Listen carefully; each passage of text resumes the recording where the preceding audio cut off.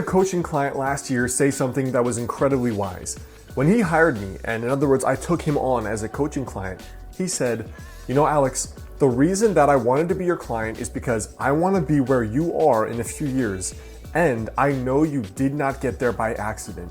You designed your life." And I thought that was extremely wise and spot on, because the thing is, so many of us wake up when we're 20 or 30 or 40 or 50 and realize we don't even know why we got here or how we're here. And we know for sure that this is not where I wanted to be, where we wanted to be years and years ago. Now in this video, I want to share my personal process I use for not only scripting the direction of your life, but how I reinvented my own life and consciously created it from 26 until 30.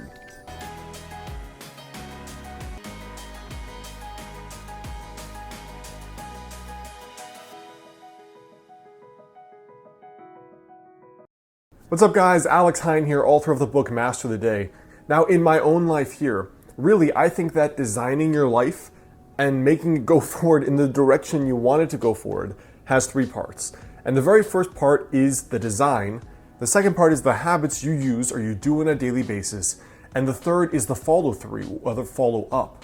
In other words, how do you actually stay on track when you get off track? Because half of the game of goal achievement is purely when you get punched in the face, what are you going to do differently to get back up and get back in the fight? Now for me, the first thing is vision. It's basically the design. You know, if you just sit down for a day, you pour a coffee, you get out a piece of paper, and you write down what would be the coolest thing that could happen over the next 5 years in my life. If you just do that, you are already ahead of 99% of humanity who show up with no game plan, no vision for the future, no clue what they would like to create besides, you know, I would like more money, or I'd like that girl or that guy, or I'd like a nicer car. There's almost no consciousness or conscious energy given to thinking about what do I want to build in the future? Like what consciously and concretely do I want to improve?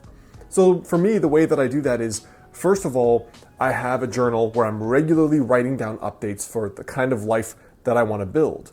You know, it starts with the vision, which makes me think of the fact that the skyscrapers of New York started with a picture in somebody's head.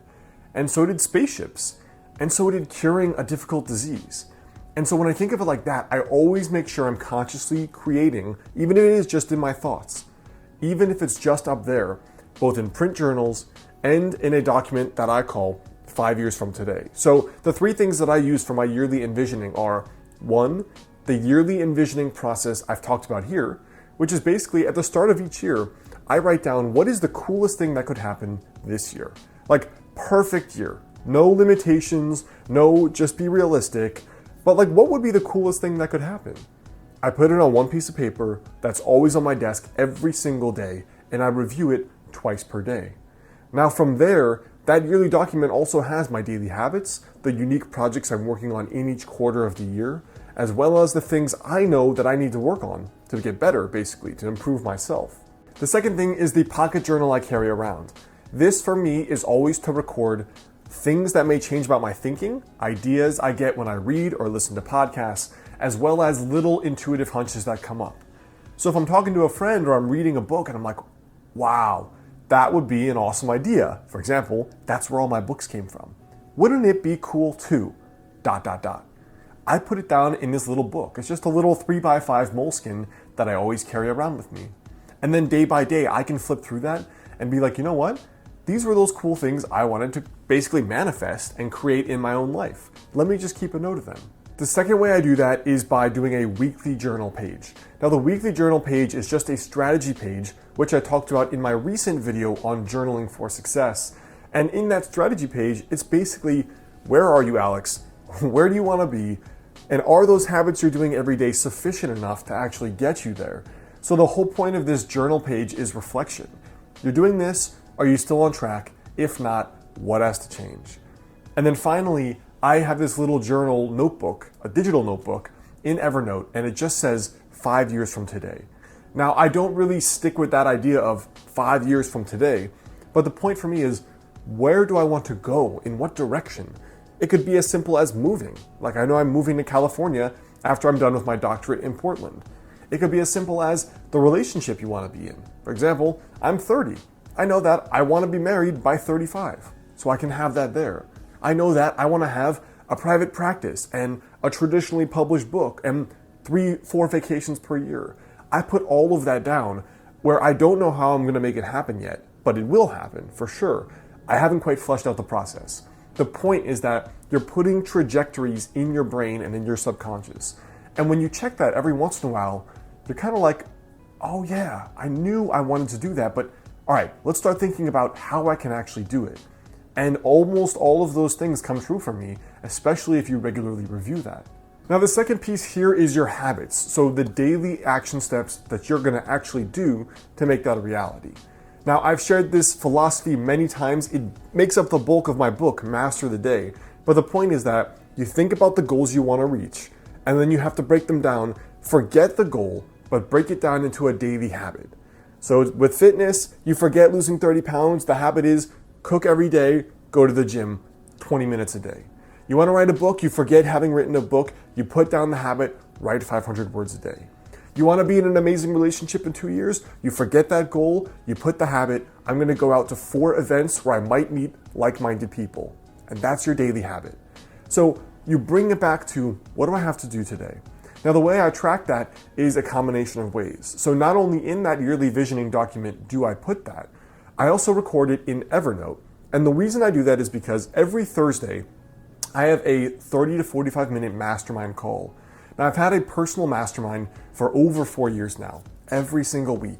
And it's basically started when I started my business because that was so difficult for me. But it progressed to, like, are you happy? Are you building the life you want? Is your ladder up against the right wall, as the saying goes? Because you might climb the ladder of success and realize you climbed the wrong ladder and you're not where you want to be.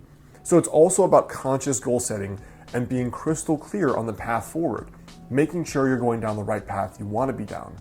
So I actually have a maximum of 3 goals per year and then 3 habits per goal. For example, the goals are often much more complex than you think. Like, let's say you've only been sleeping 5 hours a night. Well, your daily ritual may have to be, I'm going to disconnect from the computer at 11, I'm not going to have coffee after 5, and I'm not going to stress myself out with homework or with work after a certain time. It may take a few habits. Just like doing well in school or high performing at your work may also be more than one habit. It may mean I'm going to study this study strategy every day and apply that. Or I'm going to do an extra 1 hour of work per day or self-study or something else. The way that I personally do it is just 3 habits per actual goal. And those I track in a weekly scorecard document, which is, these are the 3 things, did I do them Monday through Sunday? And then when I get to my Thursday night mastermind, we all get on the phone and I basically give a report. I did this 50% of the time, 90% of the time. This is what didn't work. This is what I have to improve. And then the third part for me about consciously designing your life and going forward is really just 2 things. It's the follow through to make sure you actually do these things. And then number 2, it's following little intuitions about when you have to pivot. So the way I keep the follow through going is every night I do a little Master the Day journal page. The journal's not out yet, but I still have a print kind of document that I use for tracking, did I do this? Where do I have to improve myself? The Thursday Mastermind, which is a 45-minute call, we use Uber Conference for free. You could do the exact same with a few of your friends or people online. My very first mastermind was totally online people I had met that were other internet entrepreneurs. Now from there, I have the Thursday Mastermind, I have the weekly strategy journal page, and I have my daily habit tracking. And besides those 3 things, all I do is carry around that little pocket moleskin journal I told you about, because then I feel like if something doesn't feel right at all, like you're off track, you don't like this job, you're dating someone and you realize something's not right, I write down the intuitions because I can't always consciously articulate the next move. Sometimes it's easy, I want to move to California. Other times it's not. Do I stay in this relationship? Is this business still what really excites me?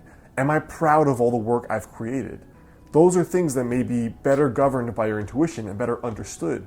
So I just keep a log of all the little intuitive impressions, and then I systematically explore them more, and then I take time to just go through them and see what's behind them and unpack them. So I hope that helps you guys. That's a little bit about my process for consciously scripting your life, which has been my whole shtick for a while. And that's really the thing that made the biggest difference for me, going from 24 or 25, where I had done nothing impressive with my life, very average student, hadn't done much besides traveled, to now really contributing and producing a lot and having had a productive life the last 5 or so years. Now, before you go, I want you to leave a comment there below. Let me know for you, if you could consciously script your life, what would be the first thing you think is important? Hey guys, well, one of the things that goes along with being in sage mode, like I talk about here, is being calm and being sage. Now, the biomat is a pad you can put on your bed or on the floor, which uses technology that was actually discovered by NASA to help you reduce stress and fatigue. Now, it produces negative ions, which are considered nature's energizer. And these negative ions you can find in abundance in places like forests and mountains, waterfalls, and oceans. Now, the biomat in particular is comprised of 3 parts that help you have that stress relief and that fatigue relief. Now, the biomat can also help with pain relief and circulation. It is FDA cleared, and one of the cool things is that it profoundly affects both the nervous system while also promoting deep relaxation. So it kind of has this dual energizing and relaxing effect. Also, the people at the biomat store recommend and encourage you to call for personalized customer service and advice. It's kind of unique among companies now that basically don't want to deal with you, so that is worth investigating as well. And like some customers have said, it's really restorative. So a direct quote from one person was that it's the world's greatest power nap. Check out the biomat link here on the screen or in the description box there below if you'd like to find out more information on it.